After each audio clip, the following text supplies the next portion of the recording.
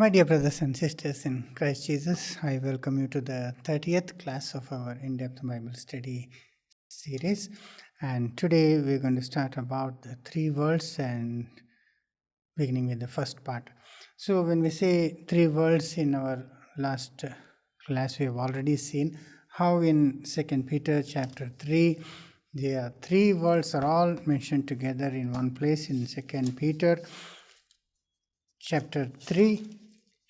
Verses 5 and 6, you have the first world. For this they willingly are ignorant of, that by the word of God the heavens were of old, and the earth standing out of water and in the water, whereby the world that then was overflowed with water perish.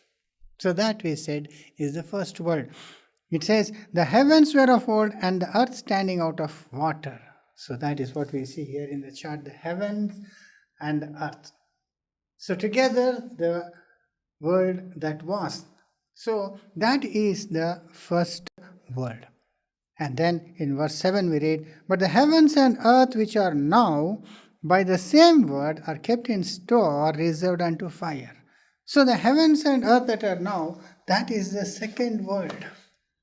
So that is what very clearly we see here. So we are now in the second world. The first world was there from creation up to the time it was destroyed by flood in Noah's days. And after the flood, the second world began. And we are in the end of the second world. And as we read, it is to be destroyed by fire. And then which is the third world? In verse 13 we read, nevertheless we according to his promise look for new heaven and new earth wherein dwelleth righteousness. That is the third world. New heaven and earth it is called, and we are promised that righteousness will dwell in that world. So that is the third world. So the heaven and earth that was, the heaven and earth that is now, and the heaven and earth that is to come, that is the new heaven and new earth. And that is how we see the three worlds divided. So, brothers and sisters, particularly today, we will see about the first world, or the ancient world, or as it is called, the world that was, or as we see in 2 Peter 2:5, another term is used in 2 Peter 2:5, where we read from verse 4, I'll read. God spared not the angels that sinned, but cast them down to hell, delivered them into chains of darkness to be reserved unto judgment, and spared not the old world, but saved Noah, the eighth person, a preacher of righteousness, and bringing in the flood upon the world of ungodly. So it is called the old world, or the world that was, or the heaven and earth that was, the previous world, or the first world. So, brothers and sisters, we will today understand some important aspects of that world. And before we even go to that, we have to understand one thing, that the word world in the Bible is used in two ways. The world means the earth, first of all, the physical planet, the land, the sea, the atmosphere, all together. So that is what it means, the physical world.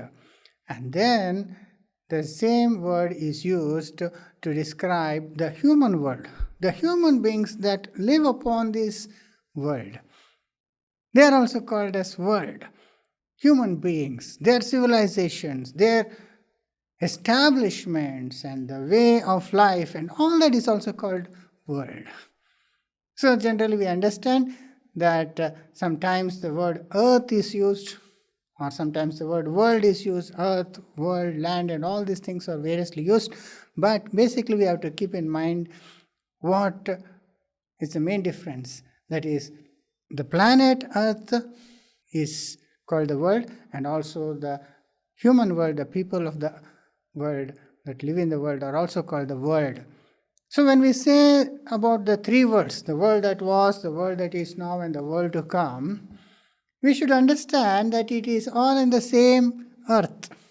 The planet is the same. The world, the physical world is the same. Though there have been some climatic changes and some changes in the land surfaces.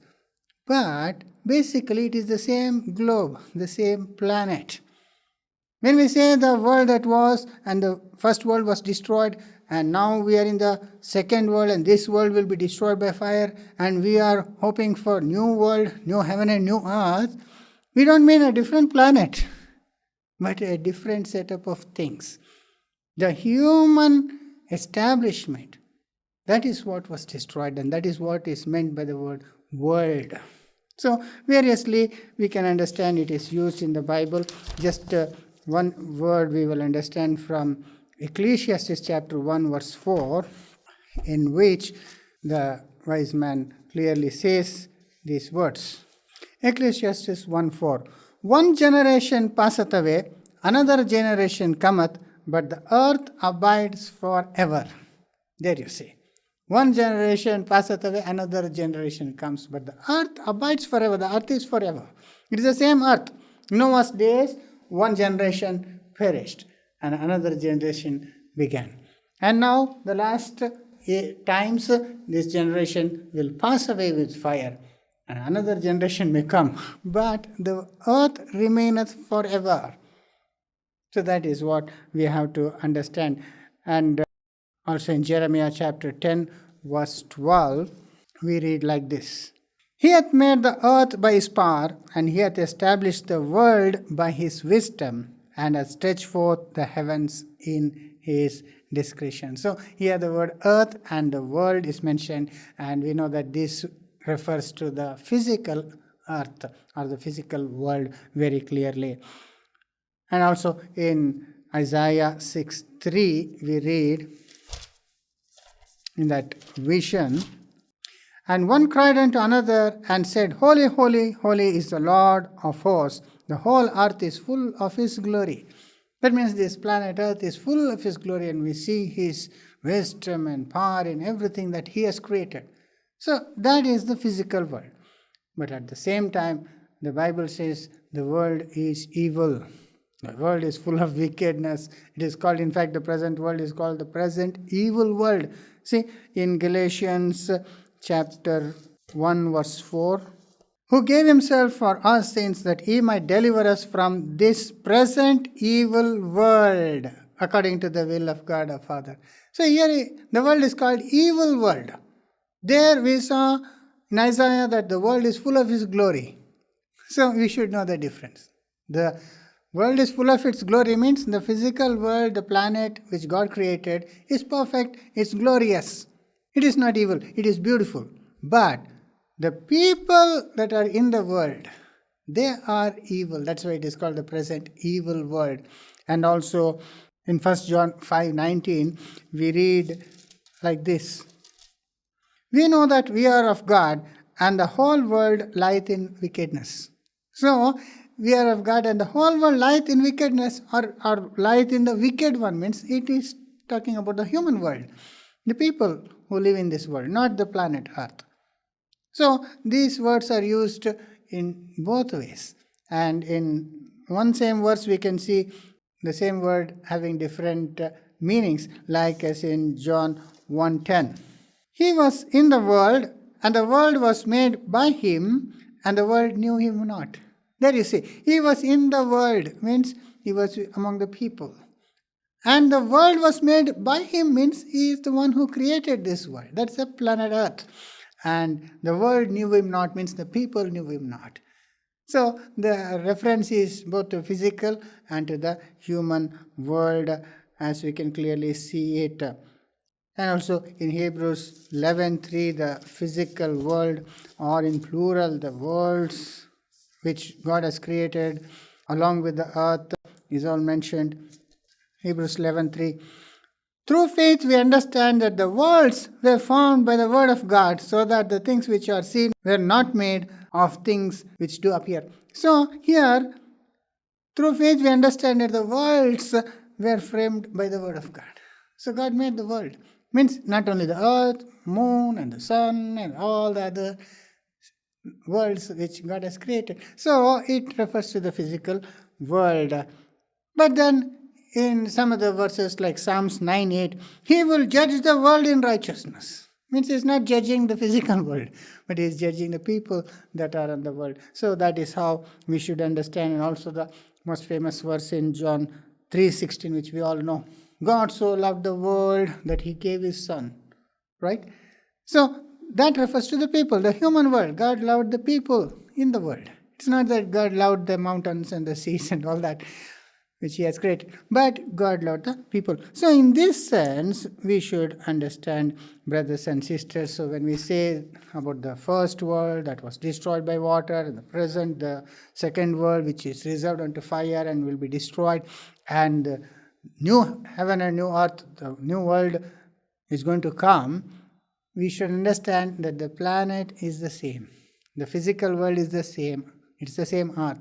But the human world is what will be destroyed and be replaced by another world. So having that in mind, brothers and sisters, today, now we will see some important things about the first world, the heaven and earth that was.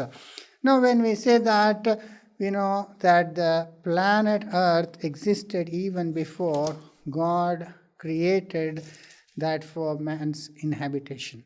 In Genesis chapter 1, verse 1 and 2, we read, "In the beginning, God created heaven and earth, and the earth was without form and void, and darkness was upon the face of the deep, and the Spirit of God moved upon the face of the waters."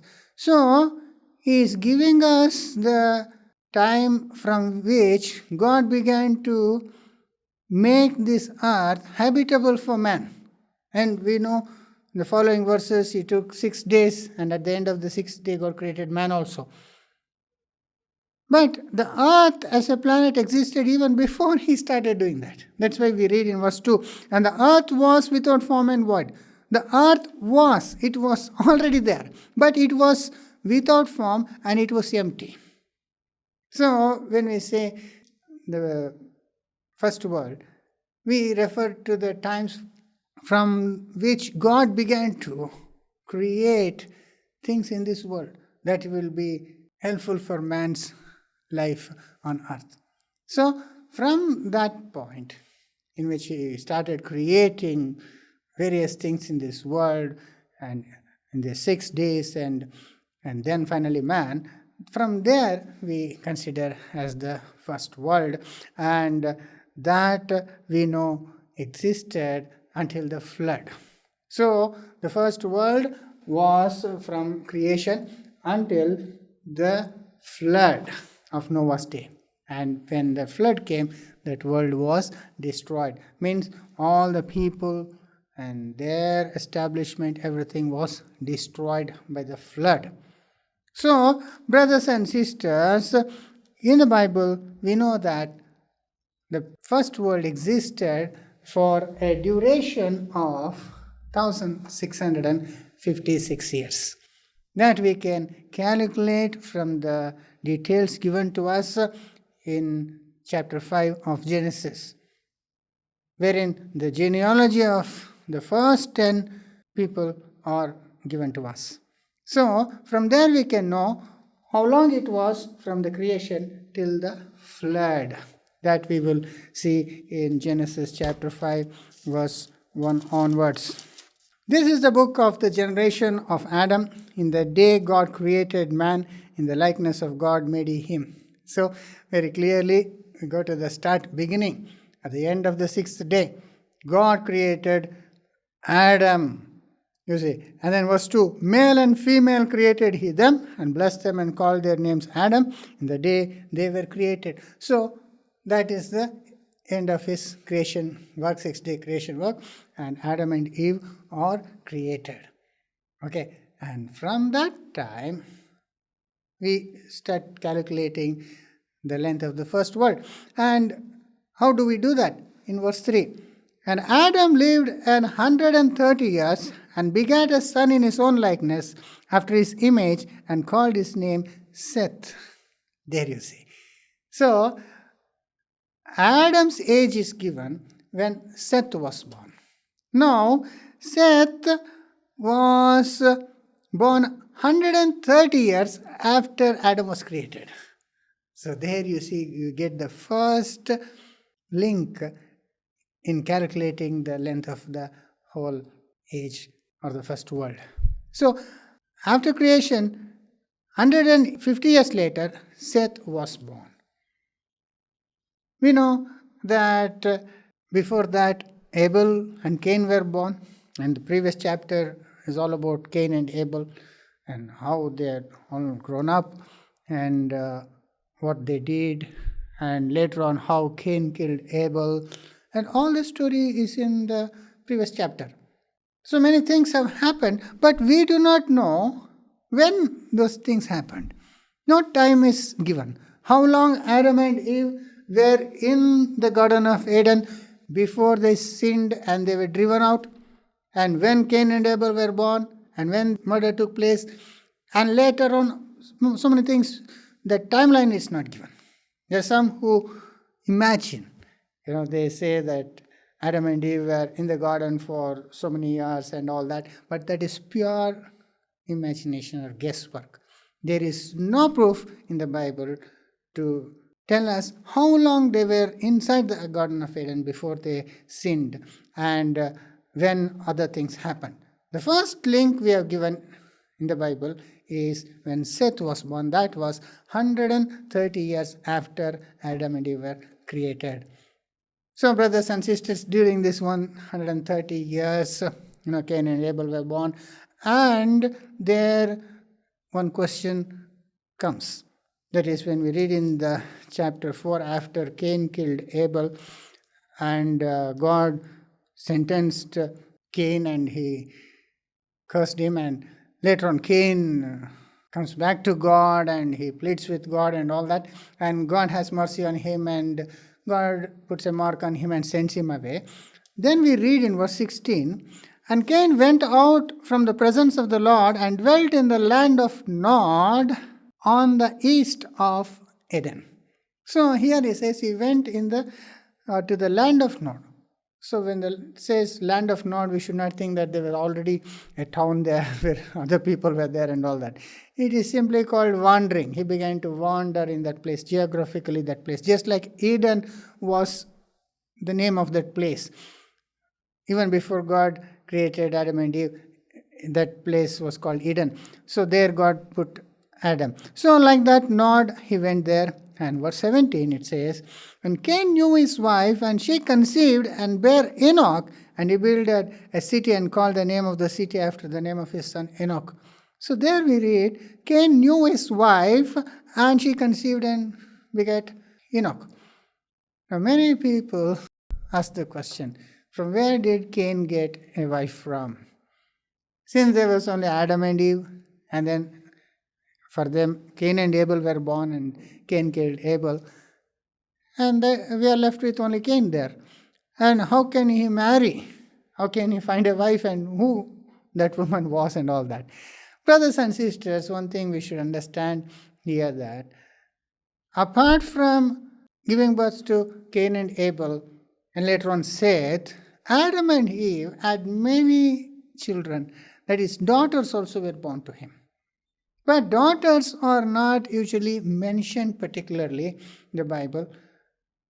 And therefore, generally it is to be noted that he had daughters also, though it is not referred to in the order. Because we read in Genesis chapter 5, verse 4, and the days of Adam after he begot Seth were 800 years, and he begot sons and daughters. So generally it is said that he had sons and daughters also. So we can expect that Adam and Eve had daughters also in the process of time in which Seth and Cain and Abel and all were born also. Maybe even after Seth also there were girls born to them.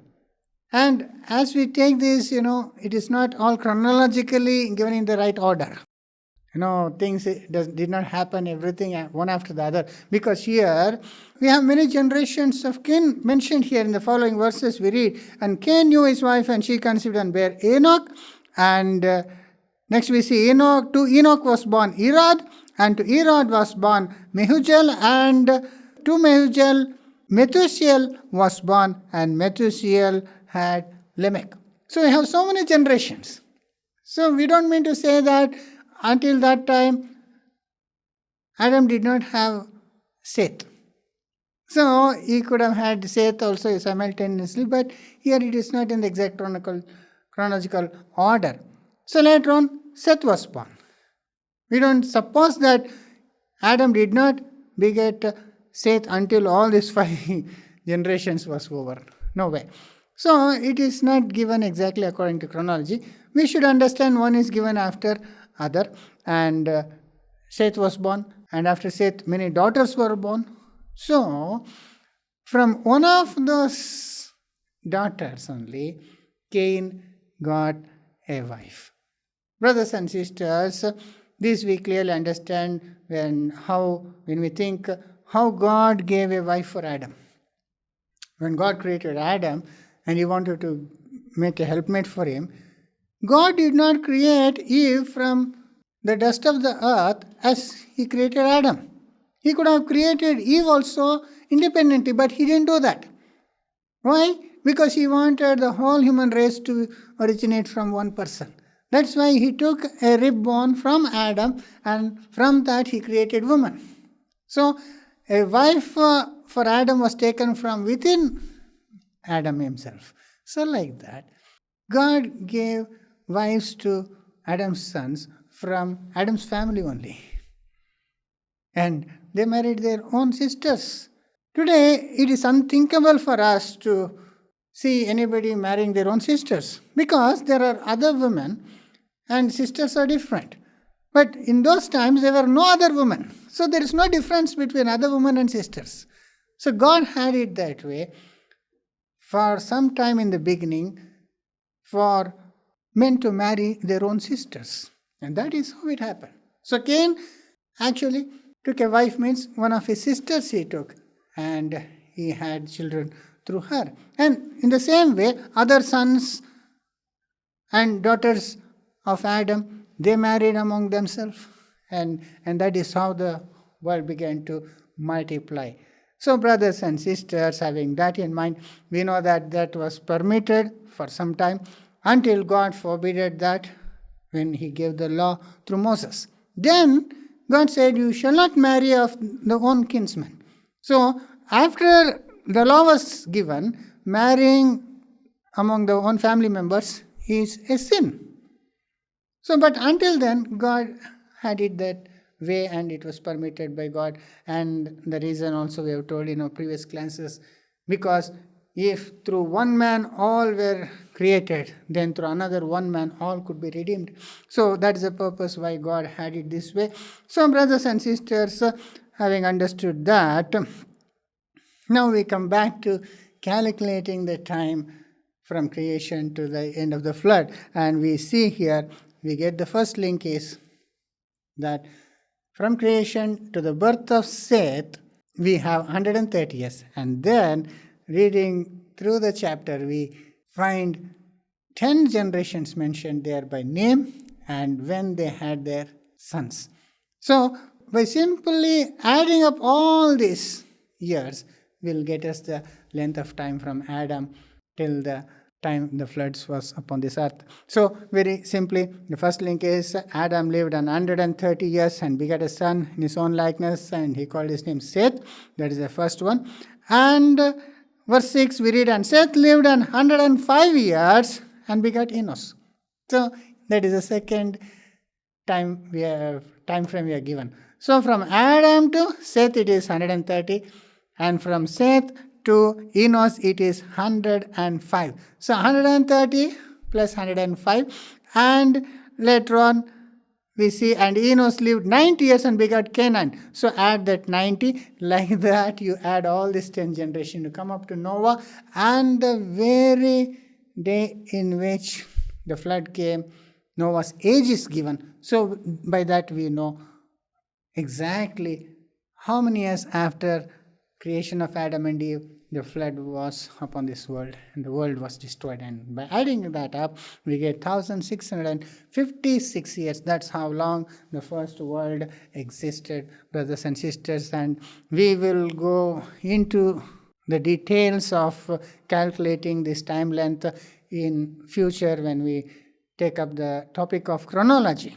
In that, we will take up all this one by one, starting from not only the first world, we will calculate all the years right till our time, and whatever details God has given, times God has given, all that we can understand and know how much time has passed and all that, brothers and sisters. But right now we know the first world existed only for 1656 years.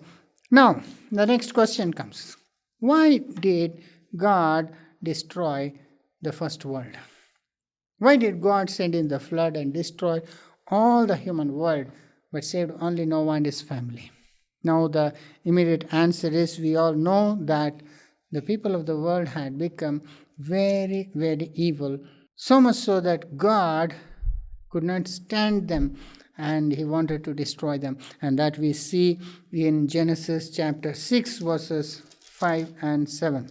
And God saw that the wickedness of man was great in the earth, and that every imagination of the thoughts of his heart was only evil continually. There you see, man had become so wicked and evil that all his imagination was continually evil. And then verse 6 we read, and it repented the Lord that he had made man on the earth, and it grieved him at his heart. You see, God was grieved with mankind. The way the people were sinning, God repented that he had created man. To that extent, the evil was there on earth. And verse 7, and the Lord said, I will destroy man whom I have created from the face of the earth, both man and beast, and the creeping things and the fowls of the air, and for it repenteth me that I have made them. So such unworthy people, the whole world became in his sight, and that's why he decided to destroy them. Okay, now the next question comes: why did they become so evil? Now we know that Satan tempted them, and he continued to tempt all the people, like as he tempted Adam and Eve and make them sin against God. That is there.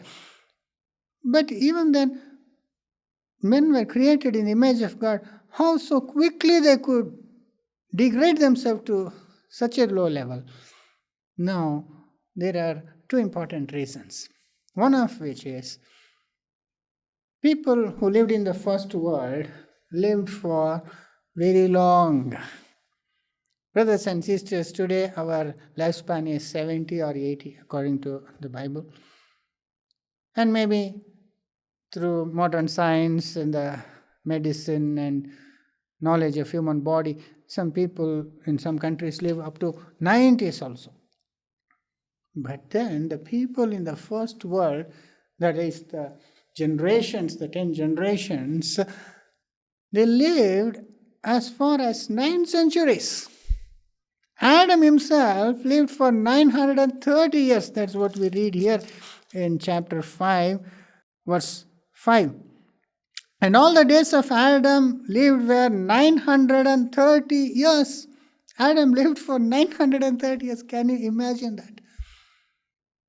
We become old at 60 itself. 60, 70 we become old.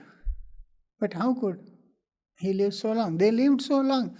And that's what we see. Seth also. Seth lived for 912 years.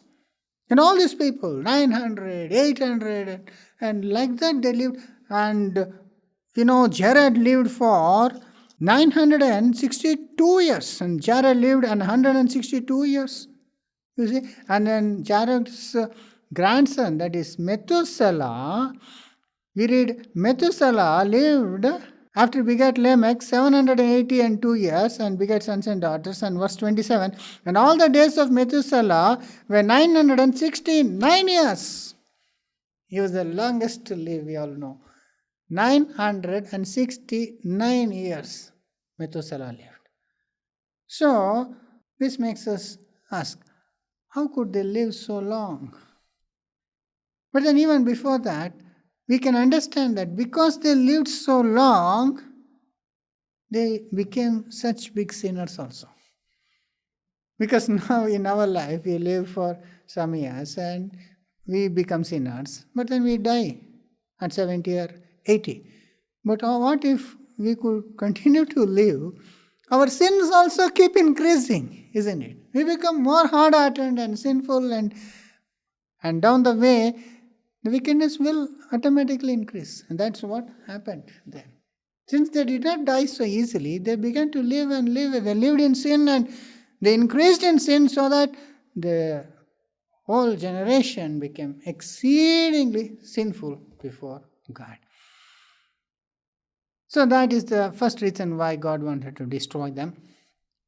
And talking about how they could live so long, there we have to understand one thing, because the previous world, the first world, heaven and earth that was different from the world at which we live now. So the world before the flood was very much better than our world in so many ways. First of all, God had created it, He made it perfect, we know. And especially, one thing we understand is that, as in our last class we understood that in the atmosphere, God has kept 5 layers of atmosphere to protect us. We saw about the troposphere and stratosphere and mesosphere and thermosphere and exosphere and all these 5 layers. Each layer is intended to protect this earth from sun's ultraviolet and X-rays and infrared rays and meteorites and all these various other influences from the outer space.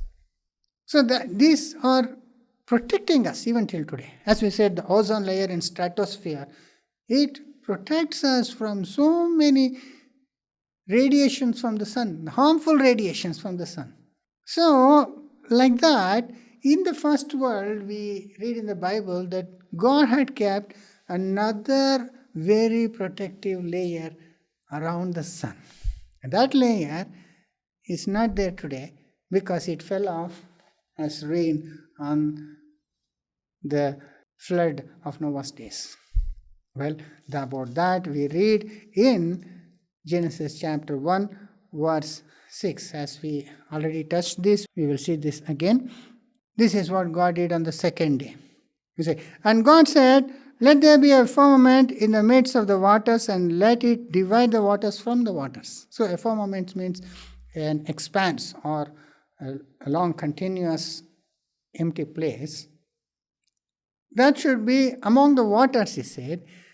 And verse 7, and God made the firmament and divided the waters which were under the firmament from the waters which were above the firmament.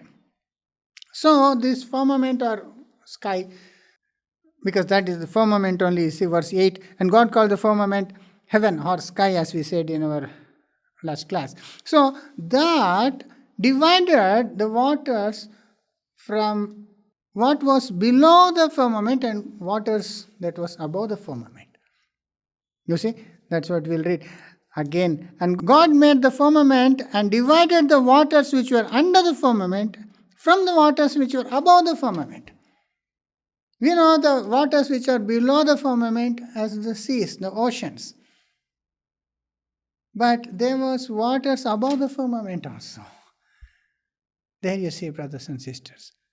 Now don't mistake with what God did on the third day. On the third day, God divided the waters and the land. God caused all the waters to be on one side and caused the land to appear. That happened on the third day. That is separation of land and waters. But here, it is the separation of waters and waters.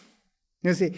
And God made the firmament, divided the waters which were under the firmament from waters which were above the firmament. So there was water. That's why when we read in Peter, 3rd chapter, 2 Peter, 3rd chapter, verse 5, there also waters was particularly mentioned.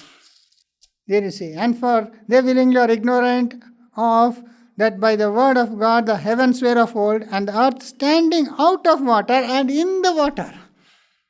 So earth was out of water and in the water means And verse 6, whereby the world that then was being overflowed with water perished, means the world was surrounded by water from above and beneath. So beneath the firmament, these oceans were there, and above the atmosphere, God had kept a watery canopy all surrounding the earth. Just as you have the ozone layer and various other gases in various layers, there was a pure water layer all encompassing the whole globe in the first world when God created the world. So until then, there was no cloud formation and rain and all. So you can imagine when the whole world is encompassed with a water glass, the climatic condition on earth will be constant throughout the year, and it will be very pleasant because that will protect the earth from excessive heat from the sun and various other harmful rays, and that would very much influence the longevity of mankind on earth. So you see, brothers and sisters, now only we have this coolness when clouds are there. And clouds do not come all through the year, isn't it? Clouds come mainly in the equatorial regions in the monsoon season. Then we have clouds and then they disappear, and then we are exposed to direct sunlight, extreme heat, and some places extreme cold conditions exist. But the first world was not like that, because these clouds would not go and bring rain upon the first world. That we see very clearly in Genesis chapter 2, verses 4 onwards. We read, these are the generations of heavens and the earth, when they were created in the day the Lord God made earth and the heavens. And verse 5, and every plant of the field before it was in the earth, and every herb of the field before it grew, for the Lord God had not caused it to rain upon the earth, and there was no man to till the ground. You see, God had not caused it to rain upon the earth. And verse 6, and there went up a mist from the earth and watered the whole face of the ground. That is how the plant survived. A mist went forth from the ground and watered the whole surface. So these cloud formations and rain and all that weather condition was totally different in the first world. There was no rain at all. That's why when God told Noah to build a ship, that he would send waters and destroy this world, and when he was building the ship, all the people would have thought it was a foolish thing because they had never experienced rain. They thought, how will water come from up? Brothers and sisters, but you know what happened? When the time had come for God to destroy this world, he did two things: to submerge and deluge the whole world and destroy the whole world. After Noah had built the ark, and he and his wife and his 3 sons and his 3 daughter-in-laws, totally 8 human beings, along with all the animals that they had taken, God shut them in, and then God sent this flood. There we read particularly 2 things happened. Chapter 7, verse 11. 7:11. In the 600th year of Noah's life, and in the 2nd month, and the 17th day of the month, the same day were all the fountains of the great deep broken up, and the windows of heaven were opened. The 2 things are mentioned. He says, the same day where the fountains of the great deep were broken up, means the oceans were let to cover the whole earth. There were huge tsunamis and all that. And that covered the whole earth. Like as we saw in that 2012 movie, how the oceans rise and cover all the land surface and the mountains and all. Just like that. Not only that, another thing what we read is, and the windows of heaven were opened. So the word windows of heaven means the floodgates of heaven were opened, it says. Usually when people build dams, huge dams, they will have these floodgates to keep the water from flowing away. In these reservoirs, they have this surrounding encompassed walls, and there will be a place where there's a gate to stop water from going away. And then when it becomes too much, water is beyond a certain point in the reservoir, they'll open the floodgates so that water will go off. Like that, the windows means the floodgates of heaven were open, means that is when this water canopy or the water glass or water layer which God had kept in the first world, all that fell down as rain for 40 days and 40 nights continuously. Otherwise, how can so much water come for 40 days and 40 nights? We have rains that, sometimes it is continuous, but it is not like 24 hours it will rain. Rarely it will rain for 24 hours, and even if it rains for 2 or 3 days, everything, cities will be submerged. As it happened last year in Bangalore, the IT area was totally submerged. So many companies had to close down because it was flooded by water just for 3 days of excessive rain. Just imagine how 40 days water will come from heaven. It happened because the water canopy which God had kept, it fell down as rain continuously for 40 days and 40 nights, and the whole world was destroyed in that way. So, brothers and sisters, that is the reason why the people who lived in the first world lived for 9 centuries and plus years. Why? Because the climatic condition was such that they would not so easily sweat and easily lose their life. That was the ideal condition for man. So perfect it was that Adam and Eve, they did not have need to wear clothes. It was such good weather they had. So in that weather, you don't need sweaters, you don't need heaters. The whole world is like a centralized AC. So when we have this air conditioning of any facility, like we had in our church, we put 4 ACs. What we do is we make the cold air to come in, but at the same time, we have to prevent that cold air from losing out.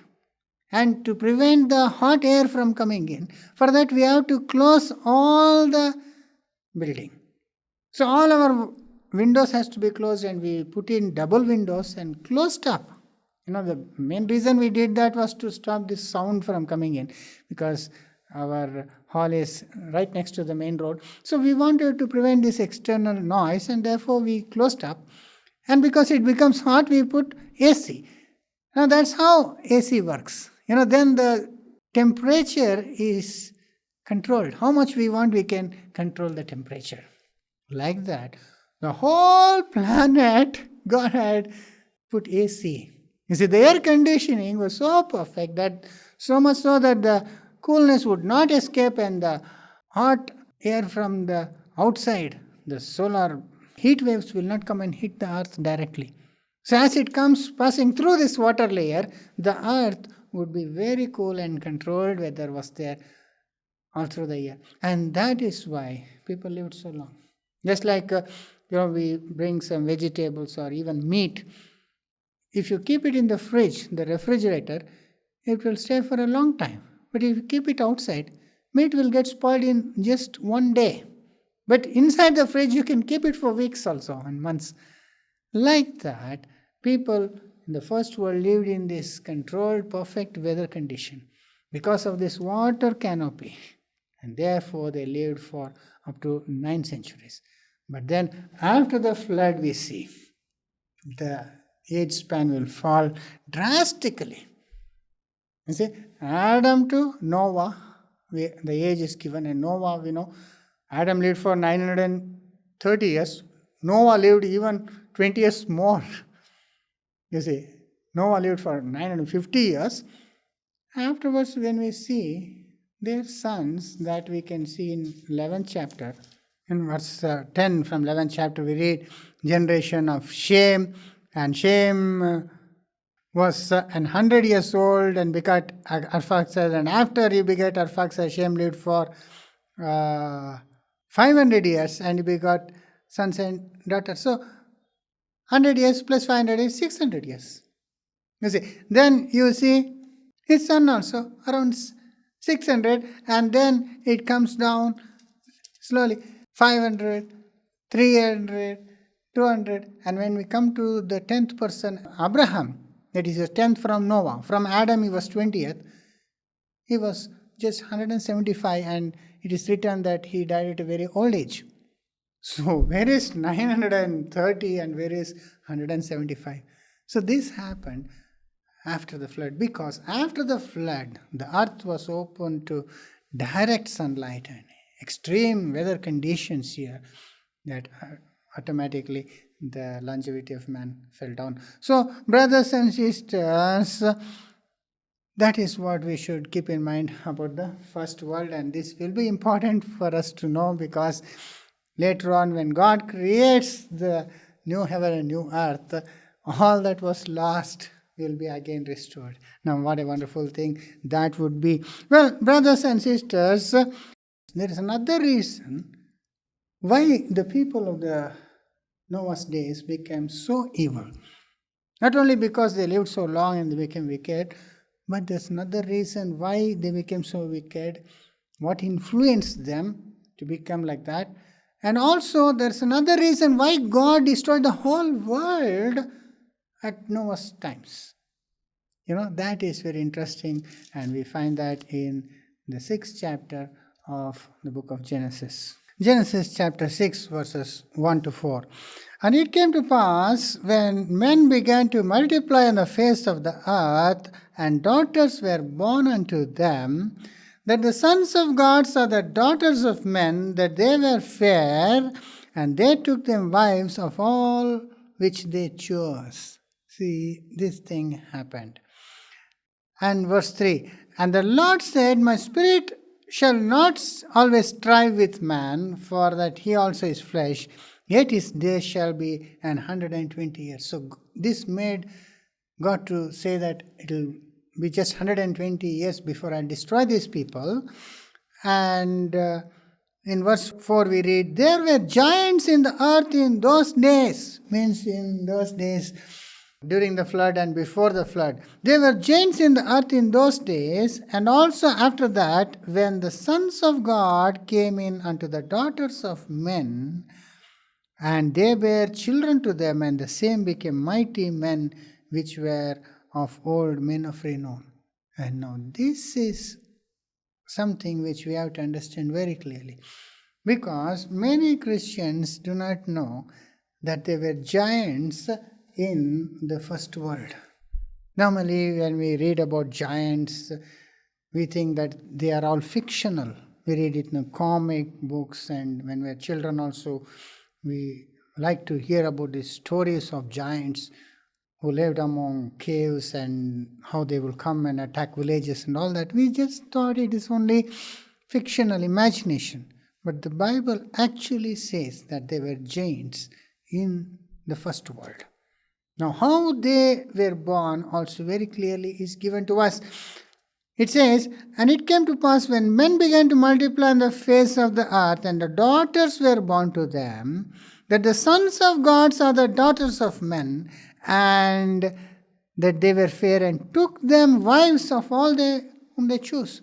So here it says, the sons of God saw the daughters of men, and they began to take wives, and that is what we read. But many Christians, they are totally misled on this scripture, because they are told that when we read the sons of God saw daughters of men and took them wives, they are told that the sons of God are the descendants of Seth and Enos. They were the righteous people. And so the daughters of men means they are other people. Like they differentiate between the descendants of Kane and descendants of Seth and Enos and all. And they say these godly people, the righteous people, they took in wives, and that is what is referred to when it says the sons of God. But first of all, we know that the whole world was wicked. All the people except Noah and his family, the whole world had corrupted themselves. There were no righteous people at that time. And secondly, if righteous people marry, take wives and marry, there is nothing unusual about it. Nothing special has to be mentioned particularly here. Because everybody marriage happens every day. It started right from the beginning.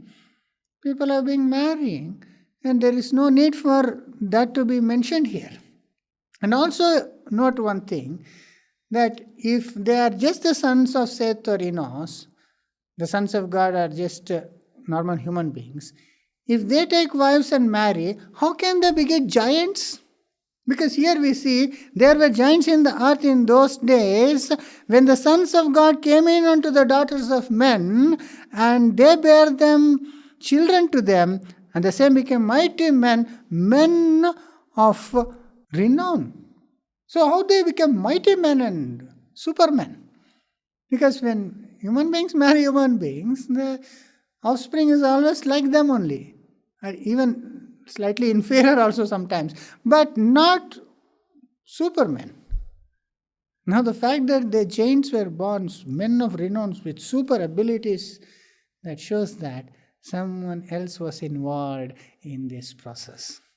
So brothers and sisters, when we look up this word sons of God in the Bible, this word refers to the angels in heaven. The term sons of God actually is from the Hebrew term Beni Ha Elohim. Beni Ha Elohim means sons of Elohim means God. So which is the same term used for angels throughout. Like as we see in Job, chapter 1, verse 6 and chapter 2, verse 1, there clearly it is the angels that are referred to there. Now there was a day when the sons of God came to present themselves before the Lord, and Satan also came with them. There you see, the sons of God are angels, we all know very well, because they all went to heaven and Satan also went with them and they spoke to God and all that. So this does not refer to any righteous people going to heaven. And also chapter 2 verse 1. Again there was a day when the sons of God came to present themselves before the Lord, and Satan came also among them to present himself before the Lord. So they were talking to God in the court of God. So these are sons of God is referring to the angels. And also in the same book in chapter 38 verses 4 to 7 we read, when the foundation was laid on earth, then the sons of God were already present there.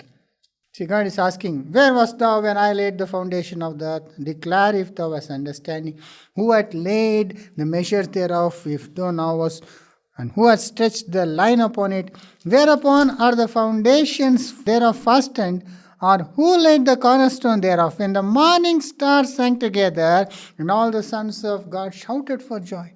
So when the foundation of the earth was laid, when God began to create this planet earth, all the sons of God shouted for joy. So they are angels. Angels were there when God was creating this earth, because they were created even before earth was created.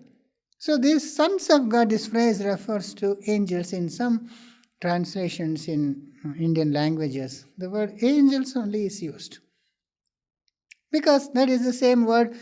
Beni Ha Elohim means the term used for to talk about the angels there.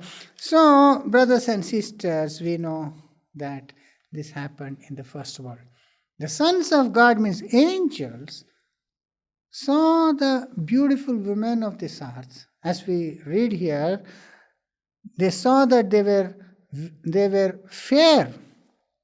They are very attractive, and they began to take them as wives and have sexual intercourse with them, so much so that they made them pregnant also, and they had children with them. Now, normally this can't happen. Why? Because angels do not have gender difference. Like as we have men and women, God created man and women, male and female. Like that among the angels, there is no gender difference. There is no male angel or female angel. Unlike in some pictures, we show angels to look like lady and all that, or children and all that. That is all just imagination. According to the Bible, angels are like God, and God is neither male nor female. And when we read God created man in his own image, originally man was like angel, but later on the woman was separated from him, and that difference God made. That is when we all know that some of the qualities in Adam was taken away and given to women, and so some qualities which are in women are not in men, and what is in men is not in women. So in that way they both are one. We now understand all this. So like that, angels, they don't have sex difference, they don't have marriage, they don't marry each other, they don't have children or have family and all that. God created innumerable company of angels just like that. Only here on earth God created just one man, and God took out a woman, and God gave them this sexual desires and all that, and that's how God framed their bodies, and through that union God made them to have children. And the children likewise are all born, either male or female, and again they marry. And all that happened only on earth. Now we have again and again told why God did this, because in order to save all mankind, through one man Jesus, God had to have it this way, that through one man all nations are born. But this is not what will happen in heaven. Because very clearly in the Lord Jesus Christ, when he was asked a question, when Jesus spoke about resurrection, some of the Sadducees who do not believe in resurrection, they wanted to corner him. And they came up with a case in which a woman had married 7 times. After each of the husband died, she married the brother in successive manner, and all died, and they asked Jesus. Now, since all 7 brothers had her as wife, you are saying all will be resurrected. In resurrection, whose wife she will be? Because all the 7 will come back. That is what when Jesus answered this in this way, in Matthew 22, verse 30. From 29 I'll read. Jesus answered and said unto them, You do err, not knowing the scriptures nor the power of God. For in the resurrection they neither marry nor are given in marriage, but are as angels of God in heaven. So this itself, we know that angels do not marry. There is no marriage in heaven.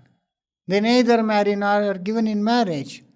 So in resurrection, in the future world, when all the dead come back, they are going to be like angels in this respect, means they won't marry again, they won't have children, they won't have the sexual relationship or difference of sex genders, and all that will be done within the future world.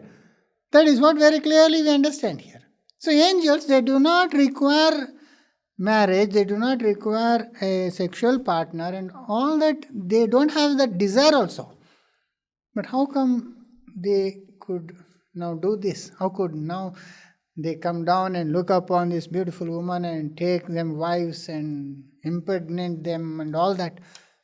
Now, to understand that, we should know one thing, that the first word, God had given permission to the angels to come down in flesh and to possibly to help man, to assist mankind, who had just departed from God and now they were in the wrong way. God gave that world to the control of these angels so that they would help man, assist him back maybe. God did this because otherwise angels would have said, why was it required for God to send his only son, that his son should die? If God had given us an opportunity, we could have rectified it and all that. So that's why God sent these angels. God gave these angels the capacity to materialize in human form in order to help mankind. Now, how do we know this? We know this from Hebrews 2, Verse 5, Hebrews 2:5. For unto the angels hath he not put in subjection the world to come, whereof we speak, he says. So he says, unto the angels hath he not put in subjection the world to come. That means the world to come, the new heaven and new earth, God hath not put it in subjection to angels. Means what? That means in the previous world, God had subjected the world to angels. Brothers and sisters, it's like if I say, from tomorrow I will give up smoking, that means until yesterday I was smoking. Isn't it? Like that, unto the angels hath he not put in subjection the world to come, whereof we speak. From this we can understand how God had subjected the world to angels. Because angels are higher than human beings. As we read in the following verses, but one in a certain place testified, saying, what is man that thou art mindful of him? For the Son of Man that thou visitest him, thou hast made us him a little lower than the angels. So when God created Adam, even in his perfect state, he was a little lower than the angels. Thou madest him a little lower than the angels, and crowned him with glory and honor, and didst set him over the works of his hand. So, since angels were little higher, God let them to assist man. And in order to come and help man, they need to appear to man and to be able to assist them, like in so many ways. Like man may not know how to make fire. He does not know how to dig for water, or maybe to dig for metals and all, or what to eat, what not to eat. So many things they would not know. So to try and help mankind, God gave these angels special abilities to come in human form. Well, like as the guardian angels do that in an invisible way, they do good to us today. So like that, they could literally come and help mankind. But during that time, they started misusing their powers. Now we have many instances in the Bible, both in the old world and in the present world, in which angels have come in the flesh. Isn't it? Now, there are angels referred to throughout the Bible. Like in the Garden of Eden, God kept angels with flaming swords to keep man from going back to God, and all that we know. And there are also in the second world so many places where angels are mentioned. But there are some places where it is very clearly given that they came in human form. And in flesh and blood they came. Now the first instance you can remember is when three men came to Abraham's house. There in Genesis chapter 18, we read this.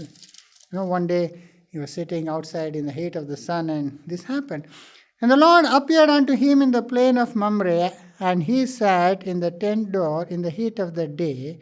And he lifted up his eyes and looked, and lo, three men stood by him. And when he saw them, he ran to meet them from the tent door and bowed himself towards the ground. So Abraham one day was sitting and he saw these three men. And it says the Lord appeared. Actually, one of them was the Lord himself. And he ran and said, please come. He insisted that they come to his house and wash their hands and feet so that he could prepare food for them so they will eat and go on their way. So he was so happy to see these three men, because those days, people were rare and people were very hospitable. When they see strangers, they go out of their way to help them and all that. Especially when people were traveling, they would be hungry, thirsty and all. And therefore, good people like Abraham would extend hospitality to strangers. And when Abraham saw these three people, and they looked very distinguished kind of people, so he recognized they were good people, and so he forced them to come. And then verse 6, Abraham hastened into the tent unto Sarah and said, make ready quickly 3 measures of fine meal, knead it, and make cakes upon the hearth. And Abraham ran into the herd and fetched a calf, tender and good, and gave it unto the young man, and he hastened to dress it. And verse 8, and he took butter and milk and calf which he had dressed, and set it before them, and he stood by them under the tree as they did eat. So he prepared food, bread and butter and milk and calf, beef. He gave them the steak or something, and they ate all this. Physical, they ate meat, and then we know that after making a prophecy about Isaac, they departed. And in the same chapter, one of them, who was called the Lord, was talking to Abraham for a long time about Sodom and Gomorrah. And later on, verse 33, 1833, and the Lord went his way as soon as he had left communing with Abraham, and Abraham returned to his place. And 19:1 we read, and there came two angels to Sodom at even. The other two, it is referred as angels, they came to Sodom. And there they appear to Lot, and we know that how the people of the world, when they saw them, they wanted to have physical relationship with him because they were Sodomites, and they saw these men and they lusted after them and all that, that. So they came in very flesh. They came in flesh, they ate flesh, and they went. So that one instance, and this in the New Testament is confirmed to us as angels in Hebrews chapter 13 verse 2. 1 and 2 we can read Hebrews 13. Let brotherly love continue. Be not forgetful to entertain strangers, for thereby some have entertained angels unawares. There you see, clearly referring to Abraham. Abraham did not know they were angels, but he entertained them. And we hear very clearly it is called they were angels. So, angels could come in the flesh in order to do God's work. And also there's another instance we all know very well is the grandsons of Abraham, Jacob. When he was fleeing from Laban, he divided his group and sent them ahead of him. Later, when he was alone, a man came up and started fighting with him. That we see in Genesis chapter 32 verse 24. And Jacob was left alone, and there wrestled a man with him until the breaking of day. Whole night they have wrestled. Wrestle means, wrestling. They hold each other, they beat each other, they punch each other. All that they have done. Physically he was doing this with this man. And when he saw that he prevailed not against him, that is Jacob, he touched the hull of his thighs, and hull of Jacob's thighs was out of joint, and as he wrestled with him. So this man, it is said, he was fighting with Jacob and he could not overcome Jacob. And then finally, in order to win over him, he technically, with skill, he touched the hollow of the thigh, that is the tendon that holds the thigh bone to the hip. That tendon was cut off. So immediately he became crippled, and therefore he could not fight. And when that happened, even then Jacob would not leave that person. He held on to him, you see. And he said, let me go, for the day breaketh. And he said, I will not let thee go except thou bless me. So Jacob realized when his hip was broken, he understood this is no ordinary man. He must be someone very great. And therefore he held on to him and he said, you tell me your name and you tell me, you bless me. And then we know how his name was changed from Jacob to Israel. And then later on what we read, and verse 30, and Jacob called the name of the place Peniel, for I have seen God face to face and my life is preserved. It is written that Jacob said he saw God himself. So he understood it was God. When he changed his name and blessed him, then he realized that he was fighting all this time with God. So Peniel means God, seeing God face to face, you see. Now, the fact that this was an angel is also given to us in Hosea chapter 12, verses 3 and 4. He took his brother by the heel in the womb, and by the strength he had power with God. There you see, he had power with God. Verse 4, yeah, he had power o'er the angel and prevailed. There you see. And he wept and made supplication unto him, and he found him in Bethel, and they respect. So, he had power over the angel. So, it was the angel who fought with Jacob. So, he came in literal flesh and blood when he was fighting and wrestling whole night with Jacob. So, this is another instance where an angel came in flesh and blood. So, like that, many angels had this power to come in flesh in order to help man. They could somehow, normally their body is different. They can become invisible. They are invisible actually. They are made up of a body which is higher than human body. But they could come in human body in order to assist mankind. But at that time when they used to come like this, they got tempted by looking at this beautiful woman. And it is said that the women were very fair.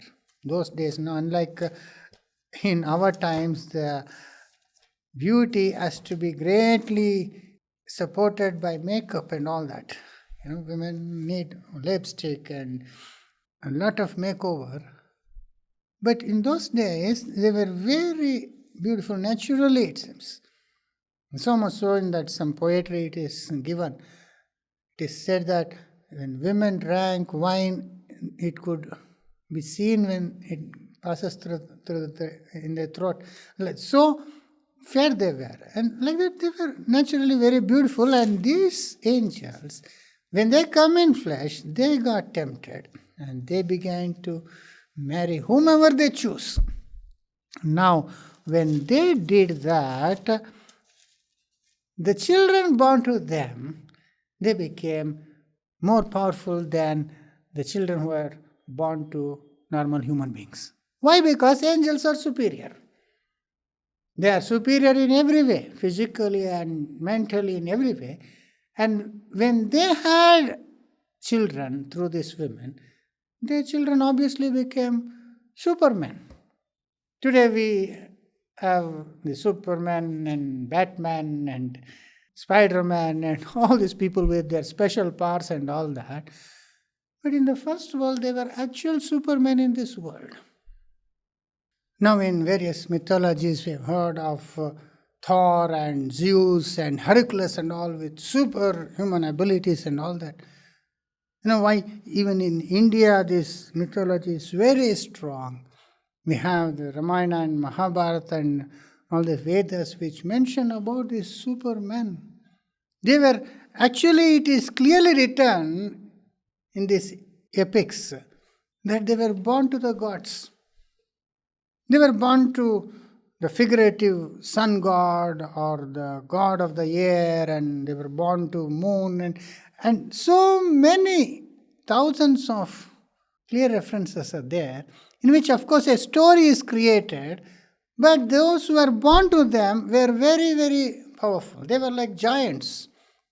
Some were extremely tall and big, like Bhima is very well known. He was so big that he had to eat so much food. There was Kumbhakarna who would eat so much and sleep continuously for a long time. And there was also this Arjuna who was so skillful in archery, and Karna and so many other beings. They were not only physically powerful but mentally also they were far superior in every way. So they are all mentioned in the Ramayana. It is all very well known. But what Christians do not understand is that what they say is also written in the Bible. Not that the stories of all this epic Ramayana and Mahabharata are all exactly as it is stated, but it is true that there were such people in this world, in the first world. Later on, many legends were created and many stories created after the flood, and they have strong basis for that. And in the Bible, we know how that happened. It happened when the angels materialized in human bodies. And they had sexual relationship with women. And these women bare children to them and they became supermen. Now, this is projected as a big thing in our Indian mythologies and all that. But the Bible condemns it because it calls it as adultery. God did not like this. Now, God created angels in their level and human beings in their level. God had a purpose to do that. And this mixing of this two breed and bringing out a new breed and all that, it is not God's idea at all. That would be the idea of Satan. Satan would have somehow tempted the angels also because he was more wiser than other angels. He would have somehow convinced them to bring in their DNA and to bring in new genes, you see, through which we could change the whole mankind. And that is why God destroyed the whole world. So there you see, brothers and sisters, God destroyed the world because of the sinful action of these angels of coming down and having this relationship with women. Now the New Testament confirms this story in very clear terms. In 2 Peter, in 2nd chapter, in the same place we read where the old world was mentioned, it is clearly given that these angels also sinned. In 2nd chapter, 4th verse we read, "If God spared not the angels that sinned, but cast them down to hell, and delivered them into chains of darkness to be reserved unto judgment." So it says, for God spared not the angels that sinned. So angels also sinned. And what is their sin also is given in the Bible. When they sinned, it is given in the next verse. "And spared not the old world, but saved Noah." So this happened in the old times, in the old world. Angels sinned in the old world. And what was the nature of sin is also very clearly given. We know about Satan. His sin was pride.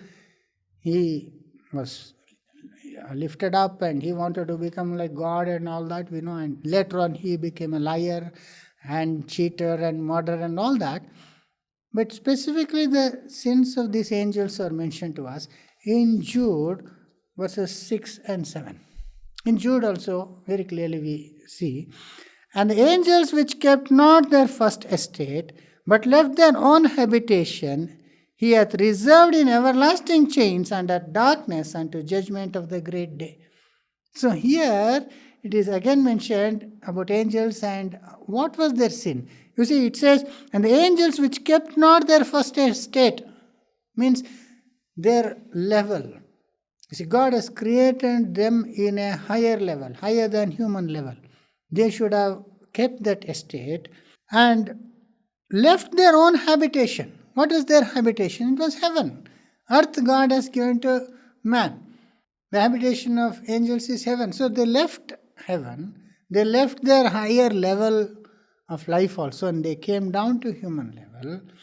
And in verse 7 very clearly we read that their sin was fornication. See, "Even as Sodom, Gomorrah, and the cities about them in like manner, giving themselves over to fornication and going after strange flesh, are set forth as an example, suffering the vengeance of eternal fire." So here, talking about angels in verse 6, the angels which kept not their first estate but left their own habitation, it referred to angels. And then in verse 7, "Even as Sodom, Gomorrah," means Sodom, Gomorrah, what was their sin we know. It was fornication. It was sexual sin.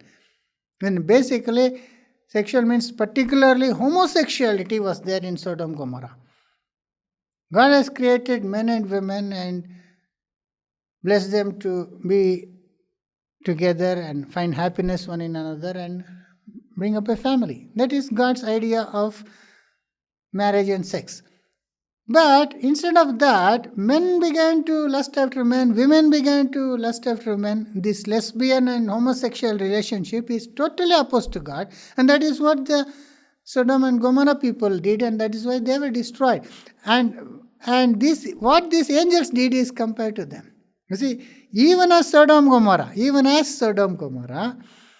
and the cities about them in like manner. See, in like manner means that we can understand very clearly. Angels also did the same thing, giving themselves over to fornication. So what the angels did also was exactly what the people of Sodom and Gomorrah were doing. They're going after strange flesh. So the angels are in a different level. So they also went after strange flesh by becoming one with these women. And because of that, they were also punished, God is saying. So normally when a man marries a woman, someone else desires what is given to man, we call it adultery. It is wrong, coveting someone else's wife. But now these angels were not even men. So they were not given this blessing. The blessing of wife was given to man, because God knows that Adam will sin and people will sin and they have to toil and suffer and endure pain and sickness and all that. In all the midst of all this curse, God wanted to give them some happiness, and therefore God gave them these women. God created women and have this physical pleasure with them and all that. So that was given for man. Now these angels, they coveted them and they took them away from man. And this action was considered very sinful and selfish in the sight of God. God hated this thing. And therefore God destroyed all the children that were born to them also. That's why God sent the flood. The main purpose was not only to destroy all the sinful men, but also these giants. He wanted to destroy these giants, put an end to it. Because the bringing in of this new race, the hybrid human being race, had upset the whole balance in this earth. Normally human beings are more or less of the same strength, isn't it? Some even having a little more strength, they bully others. But imagine if someone was 10 times more stronger, then how much they would do. What kind of situation it will be on this earth. So when angels started sinning like this, human beings also were influenced, and they also became very sinful and selfish and all that. And God wanted to destroy them, everybody, in this way. And that's why God said to Noah, you build a ship and you will save yourself and your family and all that you take in the ship. And while talking about that, why God selected Noah, again there also we see a very important reason that we see in Genesis chapter 6. You see, verse 7, and God said, I will destroy man whom I have created from the face of the earth, both man and beast and creeping things and fowls of the air, for it repented me, I have made them. And verse 8, and Noah found grace in the eyes of the Lord. Why? Verse 9, these are the generations of Noah. Noah was a just man and perfect in his generation, and Noah walked with God. Now it says Noah walked with God, he was a righteous man and all that, but mainly it says he was a just man and perfect in his generation. Now generation means what? Genes. Noah's genes was pure from Adam. It was pure human breed. It was not mixed up with this DNA from angels. It was not corrupted. It was pure human breed. That's why Noah and his 3 sons and the daughter-in-laws were preserved in the ark, and all the rest were destroyed because they had become corrupted with the angels' DNA, and also they had become very sinful. So they were all destroyed, both human beings and the giants which were born to the angels. But the angels themselves were not destroyed in the flood, because they would again revert back to their spiritual realm, and you can't drown a spirit being in water. So they escaped. But their children were destroyed in the flood. And what happened to these angels? We read again and again that they were chained and reserved unto judgment, until the day of judgment when the Lord returns. Until that time, they were restrained from again coming back in human form and again corrupting the human race. And at the same time, they were prevented from going back to heaven. They could not now go back to heaven and live normally with all others. So only the sin angels, the angels which had sinned, God restrained them in this Earth's atmosphere. It was like chained, means they were restrained, they were restricted, their powers were curtailed, and their activities continue in a limited way. Though they cannot directly come in flesh and have sexual relationship, indirectly they possess people, and usually they possess women more, and they cause them to do many sexual acts and all that we have heard of so much. So from that also we know that these angels have these perverted desires, and them we call as fallen angels. So brothers and sisters, that happened in the first world. There I want to correct one thing before we finish. That is that God destroyed the first world because in order to destroy the giants who were born from these angels.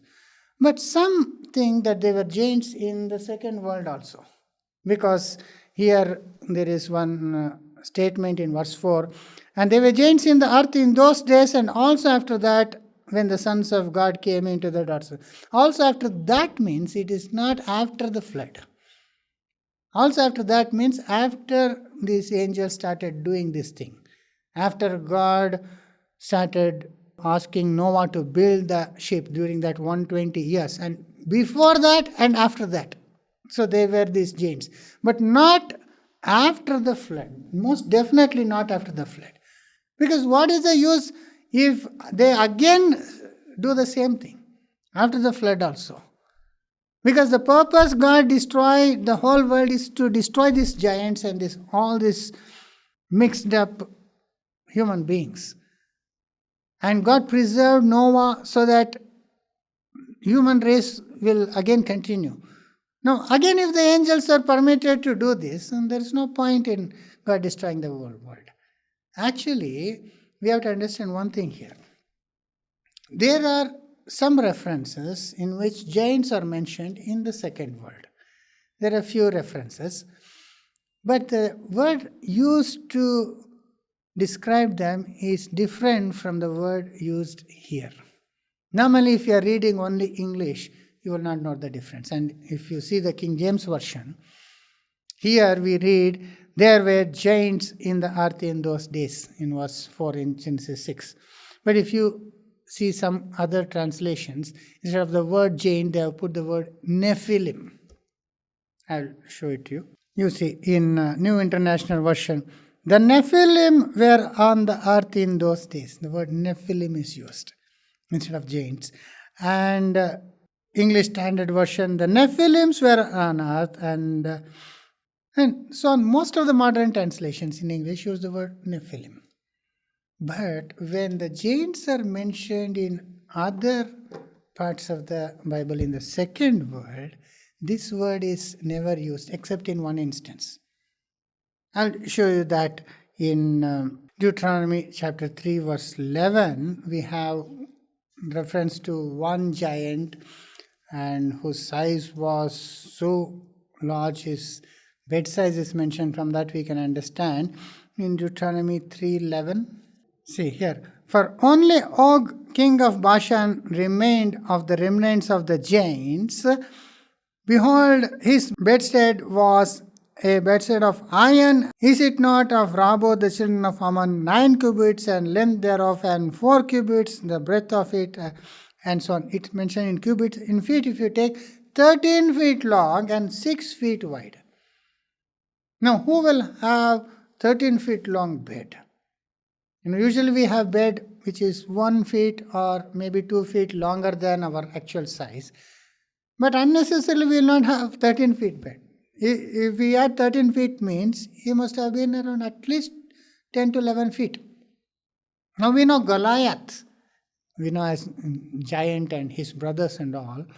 They are also giants. He was 9 foot 9 inch. So when we read about them, we think that again the giants were there on this earth after the flood. But actually, do you know one thing?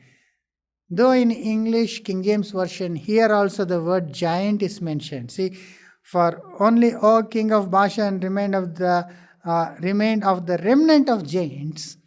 Now the word giant is the same in King James in Genesis 6:4 and in Deuteronomy 3:11. But the Hebrew words are totally different. Now we'll check that in other translations in Deuteronomy 3:11. So here you see in New International Version, O king of Bashan was the last of the Rephites. It says Rephites. But there what we read in Genesis 6:4, we saw the word Nephites or Nephilims. Here Rephilites are mentioned. And so also in so many other translations, all the translations, they have Rephaims. So generally we think Nephilims and Rephaims are the same. But though they are rhyming and they sound similar, they are two different words. Now this word Nephilims is used only once, and that we see in Numbers chapter 13:33. Now you remember this is when the spies were sent by Moses to go into the promised land to look about the land, and they came back and gave report. In that instance it says, and in their words they said, and there we saw the giants, the sons of Anak, which came of the giants, and we were in our own sight as grasshoppers, and so we were in their sight. So they say, we saw giants and we looked like grasshoppers. So this word giant is actually Nephilims. Nephi or Nephilims. That same as what we find in Genesis 6:4. But these words of these spies were actually lies. They were not the true words. There were no Nephilites there. It was a lie, because in the very previous verse we read, and they brought up an evil report of the land which they had searched unto the children of Israel, saying, the land through which we have gone through and searched, the land that eateth up the inhabitants thereof, and all the people we saw in it were men of great stature, and all that. This was a lie. You see, it says, and they brought an evil report. The word evil report actually is from the word dibba in Hebrew. And dibba means slander or lie. So it was a lie. They didn't see those giants. They lied about those people. Maybe they were taller than these people. Like some places, there are people who are very tall. Like in South Sudan, almost everybody is taller than 6 feet there. 6 feet, 7 feet and all. They are human beings only. So even in certain parts of India, there are some people who are very tall. In some places, they are very short. In some places, they are average. So like that, they might have been tall, but they were definitely not Nephilims. As it said, as they said, there we saw Nephilims of the sons of Anak. Now the sons of Anak, they had a reputation to be the sons of Nephilims. They were not Nephilims. But they were so tall in stature and they were so strong, they were warriors, that they were referred to as coming from Rephilims. They were not actually Rephilims. Normally, we mention when we see very tall people and strong people, we say, oh, he's a giant. Like that, the term was used, but actually they were no Nephilims there. They were, when we see in Deuteronomy 3:11, they were Rephilims. Rephaims means different from Nephilims. Now, that difference you will know when we know the meaning of these two words. Brothers and sisters, what we read in the first word in Genesis chapter 6:4 is Nephil, means a feller. Felling means a fallen person. Means these were the offsprings of the fallen angels. Angels fell from heaven. They fell into sin. They fell and left their habitation and came down, whom we call fallen angels. You see. So, the children born to them were called Nephils, means born to the fallen angels. But whereas this word Rapha simply means a strong person, an invigorating person. So there is a difference. Nephilims were there only in the first world. They were again not permitted to be born. God would not permit these angels. That's a very clear terms it is given, that God bound them in chains of darkness and reserved them unto the day of judgment. God put restraints upon them. Otherwise, they would come and pollute the entire DNA of mankind. And human beings will lose their original DNA. And they would become so mixed up that everything will become as per Satan's wish. God would not allow that. God never allowed that. Though some were called giants, and even today we call some people as giants because they are very tall and very strong and all that. But they are not giants. Even Goliath and his brothers were not Nephilims. They were giants in the sense that some are extremely tall and stronger than others, but they are not from the angels, not born from the angels. That thing we should be very clear, brothers and sisters. So, brothers and sisters, the important point we should note here is that the giants that were before the flood were different from the giants that were after the flood. The giants that were before the flood were Nephilims, which means they were born to these fallen angels. The giants that were in the second world are Rephaims, who are basically strong men, that's all. They are not born to angels. But then some would say, in Genesis 6:4 it says that they were giants in those days and even after that. We'll read that in 6:4. There were giants in the earth in those days and also after that. So they use this verse and say, this clearly shows that they were giants even after that. But after what? It is not after the flood. So in those days and after that means, when we read from the context, from one we read that it came to pass when men began to multiply on the face of the earth and daughters were born unto them. And the sons of God saw the daughters of men that they were fair and they took them wives of all whom they chose. So it is the times before God decided to destroy the world. So this happened, and because of this only God decided to destroy the world. That we see in verse 3. And the Lord said, my spirit shall not always strive with man, for he also is flesh, yet his days shall be 120. So this is the different period, two time periods here. First we see that they began to take wives, and as they took wives, they became pregnant and there were giants. And God saw this and God decided to end the world in 120 years. And even in those days, they continued to do this. So that's why it says, they were giants in the earth in those days, and after that means, after God decided to destroy this world also, they continue to do this work. So this we see in 1 Peter chapter 3 verses 18 to 20 very clearly.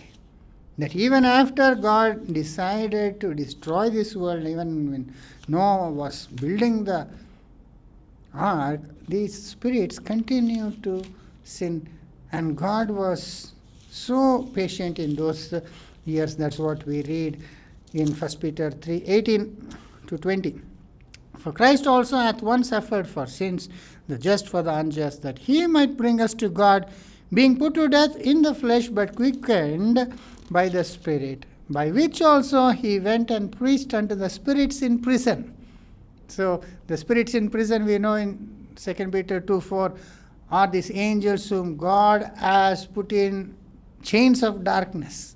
Okay, and verse 20, which sometimes were disobedient when once the long suffering of God waited in the days of Noah while the ark was preparing. So that is what clearly explains what those terms even after that means.